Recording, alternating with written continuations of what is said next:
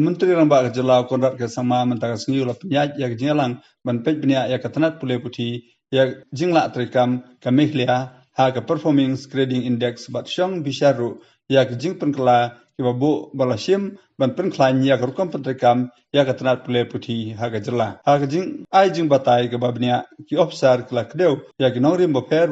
ki basnyang syak rukam ai kerdan ha ka PGI bat penpau ba kesenjam ki bakongsan kila pentrika menta ban penjanai yak jingmi nak jingpule ka jingpen klan yak jingtei high school penyar yak vocational education ban penklan dak yak data management system menteri rangba ulayai ban ba kameklia kadang yaine scam ha ka jingkut jingmut ban penjanai yak jingmi nak jingpule ban pentikna ba khna ha ka jaka kinyo yak jingpule puthi ka babha ka jingbatai ka pen yak komlong ka ba pher ha ka rukom pule dangle hamehlia ha ka ba kidan hadu khapsau hajan ruspa atlik school kila ai ka jing sakri yak lai pholak ngut kinong shnong ha ka jela kane ka jing bun school ka pen yak jing traistom Balaslam jong ke jela ban pentikna bawan kisnong kiba shakendong kinyo yak jing school ban penlong ya ka meklia kawe na jela ka badon ni school haman la ki dong ki than par kisnong hak than chate lamingi brokawe